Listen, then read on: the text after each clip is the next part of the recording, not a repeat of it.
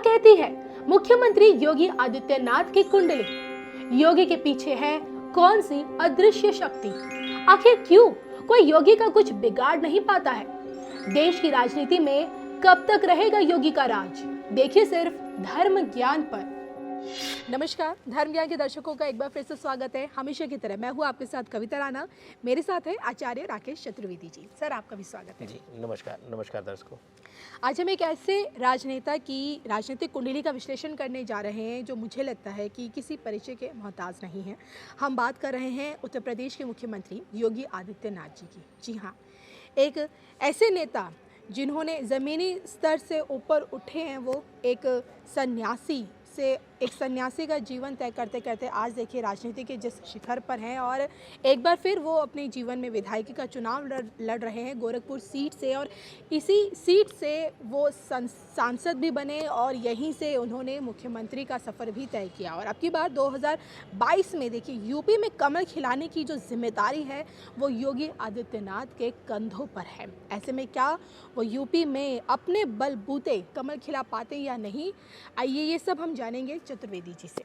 जी कप्तान। तो सर, सबसे पहले मैं आपसे जानना चाहूँगी योगी आदित्यनाथ जी के आज की तारीख में ग्रह नक्षत्र, उनके जो राजनीतिक सितारे हैं वो क्या कुछ बता रहे हैं? देखिए, योगी आदित्यनाथ जी की कुंडली पे अगर हम चर्चा करते हैं, हम दो चीज़ों का यहाँ पर अब की बार प्रकाश डालेंगे आपके साथ, दर्शकों के लिए भी। जी। पहली चीज़, उनकी कुंडली हम कई बार आपके साथ डिस्कस कर चुके हैं। केतु उनके लिए कट्टर, उनको एक धर्म के प्रति, अपने सनातन हिंदू धर्म के प्रति कट्टर करता है। उसमें वह मेल जोल या उसमें राजनीति वह नहीं पसंद करते हैं। जी। उसके लिए वह एकदम से अपनी शक्ति के अनुसार, चाहे वह वहाँ से सांसद थे, चाहे वहाँ के मठाधीश थे, जिस भी रूप में वह रहे हैं, सनातन धर्म के लिए वह हमेशा से सक्रिय रहे हैं। पहली चीज़, केतु उनको प्रबल कट्टरपंथिता देता है एकदम से। इसमें कोई कहता, हमने कई बार का, कुछ लोगों ने कहा कि आप कट्टर उनको कहते हैं, एकदम से सत्यता है। कट्टर नहीं होते तो वह ना उस मठ पे रह पाते, ना उस मठ का लीडरशिप कर पाते, ना वह इतने बड़े सनातन धर्म के सबसे बड़े नेता के रूप में इस समय मुझे लगता है कि सनातन धर्म के नेता के रूप में इस समय कोई भी उनके सामने नहीं टिकता है। अगर तुलना करें तो माननीय मोदी जी भी उनके आगे कट्टरपंथिता में हल्के दिखाई देते हैं, क्योंकि योगी जी और मोदी जी के दोनों के स्वभाव में बहुत अंतर आ जाता है। अब दूसरी चीज आती है मंगल और शुक्र एकादश भाव में। सुख सुविधाओं के साथ साथ यह शक्ति का भी संचार हमेशा से किए हैं। एक बार आपको याद होगा कविता जी, हमने कहा, और आज भी दर्शकों को वह याद दिलाना चाहता हूँ, गोरखनाथ मठ और उसका मठाधीश जो बना, या उसके हाथ जो है, उस मठ का हाथ जिसके सर पर रहेगा, वह कभी भी निर्बल इंसान नहीं रहेगा। हमने बार बार कहा है और आज फिर एक बार कहता हूं कि वह मठ इतना शक्तिशाली है, चाहे हम योगी आदित्यनाथ की बात करें, चाहे इससे पहले उनके परम पूज्य गुरु की बात करें, हर किसी के साथ उस मठ का जो भी मठाधीश्वर बना है, जो भी मठ की जिम्मेदारी संभाला है, वह कहीं न कहीं अपने आप में एक अद्भुत शक्ति लेकर बढ़ा है। हमने, आपको याद होगा, हमने कहा था कि पूर्वांचल या बिहार में जो भी माफिया बनते हैं अपने आप को या लिखते हैं बाहुबली, वह भी उनके भी बाहुबल शून्य हो जाते हैं उस मठ के सामने आकर या उस मठाधीश के सामने आकर। तो योगी आदित्यनाथ को अगर कोई साधारण योगी समझे या निर्बल मंत्र जाप करने वाला योगी समझे, तो वह सबसे बड़ी उसकी भूल है। जितने भी शक्तियों का रूप है, चाहे हम वर्तमान समय में जितने भी रूप में शक्तियों को हम मानते हैं, हथियारों के रूप में, जनता के बल के रूप में, हर किसी में वह मठ अपने आप में संपूर्ण है, शक्ति का एक केंद्र है। अब 2022 के ग्रहीय दृष्टिकोण पे बात करते हैं कविता जी। शुक्र और मंगल इनका एक साथ बैठा हुआ एकादश भाव में। यह वर्ष शुक्र की प्रधानता का वर्ष है। इसके साथ ही शनि सूर्य बुध एक साथ बैठे हुए हैं। जिस समय यह इलेक्शन हो रहा है और फिर से एक बार जिस समय लगभग इनके शपथ की डेट आ रही है, अनुमान लगेगा डेट आ जाएगी 10 मार्च के बाद, वह सूर्य की प्रबलता की तरफ, अब सूर्य मकर से गोचर करता हुआ अपनी प्रबलता की तरफ राशियों में बढ़ रहा है। जी।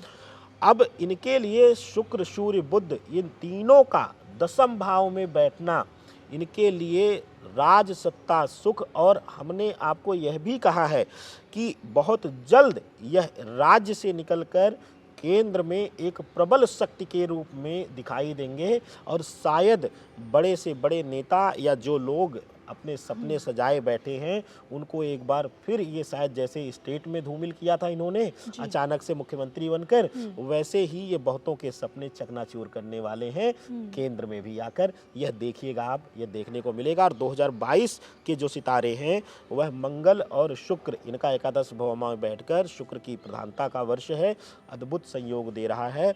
प्रबल प्रचंड बहुमत से यह आएंगे, और इनके लिए जो इनकी सीट है, जो लोग बार बार इनके प्रतिद्वंदी कटाक्ष कर रहे हैं कि यह घर वापसी है इनकी, वह घर वापसी नहीं, सांसदीय चुनाव के बाद यह विधानसभा चुनाव में भी एक मिसाल प्रस्तुत करेंगे, एक अद्भुत वहां से जीत लेंगे और एक बड़े मार्जिन से जीत लेंगे, और यह लोगों को देखने को आएगा। इस वर्ष इनके प्रभाव में वृद्धि होगी। कविता जी, मैं आपसे जानना चाहती हूँ, तो आपने भविष्यवाणी कर दी है कि पहली बार जो विधायक का चुनाव लड़ेंगे उनमें इनकी जीतने की 99% संभावना है। ठीक है, हम समझ गए हैं।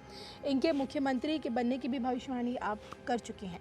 मैं आपसे जानना चाहती हूँ कि इस पद पर बतौर मुख्यमंत्री फिर से अगर ये यूपी में आते हैं तो जो हिंदुत्व छवि इनकी अब तक रही है, हिंदुत्व को और कितना बढ़ावा मिलेगा पूरे भारत में यूपी से निकलकर? देखिए, सनातन धर्म के रूप में, हिंदुत्व के रूप में, हिंदुत्व नेता के रूप में, एक साधु के रूप में, क्योंकि यह एक योगी के रूप में है, एक सनातन साधु के रूप में है, तो जाहिर सी बात है इनकी प्रबलता धर्म को लेकर ज़्यादा रहेगी। कविता जी, और पूरे विश्व में, भारत के साथ साथ पूरे विश्व में यह सनातन धर्म को एक ऐतिहासिक लम्हे में बदलेंगे, और हम सिर्फ भारतीय ही नहीं, पूरा विश्व सनातन को एक आदर्श के रूप में मानने को तैयार होगा।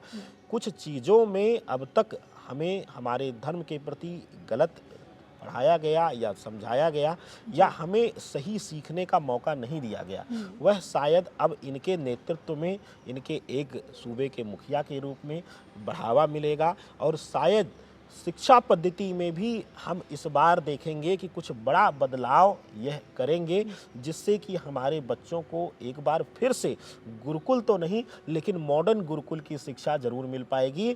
सुख सुविधाओं के साथ, कंप्यूटर के साथ भी बैठकर वह वेद पाठ का अध्ययन करेंगे, और शायद संस्कृत और सांस्कृतिक चीज़ों पर इनका जोर एक बार फिर से इस बार और प्रबलतापूर्वक रहेगा। कविता जी, देखिए, बतौर सन्यासी योगी आदित्यनाथ के अगर राजनीतिक पारी को देखा जाए, उनके करियर को देखा जाए, तो एक तरफ ये कहा जा रहा है कि उनमें प्रधानमंत्री नरेंद्र मोदी का उत्तराधिकारी के तौर पर देखा जा रहा है।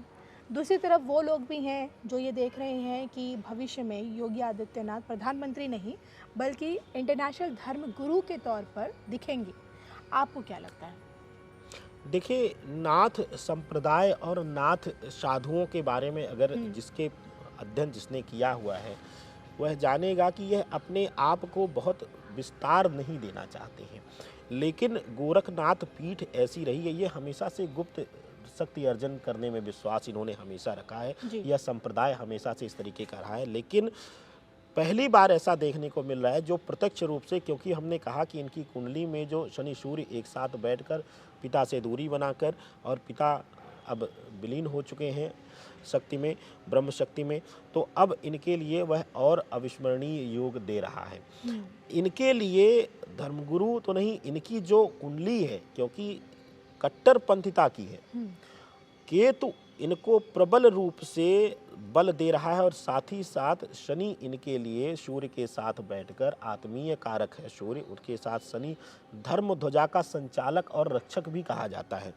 तो आत्मीय ग्रह के साथ शनि का बैठ जाना, वहाँ पर बुद्ध की उपस्थिति वाणी में तीक्ष्णता देकर और इनके लिए लीडरशिप का भाव देती है। यह हमेशा से, और लीडरशिप भी ऐसी कविता जी कि यह कभी भी उस तरीके का नहीं आएंगे जब मैनिपुलेटिंग नेचर हो। यह हमेशा से हावी स्वभाव का व्यक्तित्व इनका रहेगा और यह कभी भी ऐसा नहीं चाहेंगे कि वो गलत है तो उसको भी मीठा बोलकर उसको साथ रख ले।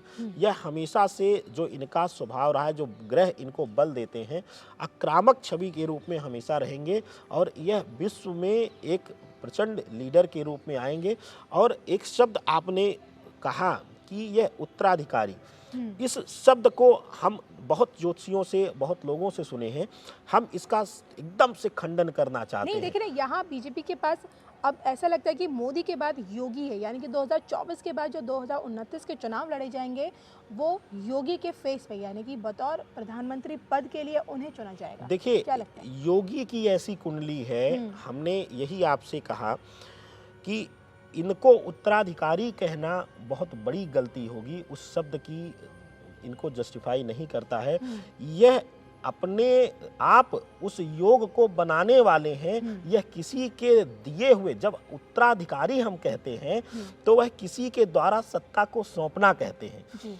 अब वहाँ पर प्रश्न आता है कि उत्तराधिकारी जब शब्द हम लाते हैं तो वहाँ पर आ जाता है कि हम उत्तराधिकारी बन गए लेकिन हमारे अंदर काबिलियत ही नहीं है। योगी की कुंडली ऐसी है कि यह सभी चीज़ें, या कह लें कि राज सत्ता या राजगद्दी छीनने का या अधिकार सहित हासिल करने का योग इनके पास है। और यह ऐसे प्रचंड नेता के रूप में आएंगे कविता जी कि जो शायद भारतवर्ष में जो सभी लोगों ने आज तक अपने आप को सनातन हिंदू धर्म के नेता के रूप में प्रस्तुत किया है, उन सभी के नाम को यह दबाते हुए एक सबसे सर्वोच्च सनातन धर्म के रक्षक नेता के रूप में यह उभर कर आएंगे और अपने आप में यह गद्दी के काबिलियत को हासिल करेंगे, ना कि ये किसी के द्वारा उत्तराधिकार सौंपे जाने पर यह आएंगे। यह अपने आप वह हक छीनने में विश्वास आपकी रखते हैं। बातों से समझ गई कि सीएम से पीएम तक बिल्कुल, ये ये अपने आप ये हासिल करेंगे। तो यह किसी के उत्तराधिकार में नहीं, यह अपने आप उसके अधिकारी बनेंगे। और उत्तराधिकार, उत्तरदायित्व, यह सब चीज़ें इनके लिए बहुत छोटी है और यह उन सब से ऊपर उठ चुके हैं। यह देखने को मिला है और आने वाले समय में भी देखने को मिलेगा कविता जी। चलिए, आपकी बहुत तमाम भविष्यवाणियां हैं और इस बार योगी आदित्यनाथ जी को लेकर जो आपकी बड़ी बड़ी भविष्यवाणी है वो कितनी सच साबित हो पाती है ये तो देखिए भविष्य ही बताएगा। लेकिन आपको क्या लगता है, क्या आप भी योगी आदित्यनाथ जी को मोदी जी के बाद देश के प्रधानमंत्री के तौर पर देखते हैं या नहीं? तो प्लीज़ कमेंट करके ज़रूर बताएगा। और इसी के साथ मुझे और आचार्य राकेश चतुर्वेदी जी को दीजिए इजाज़त। नमस्कार।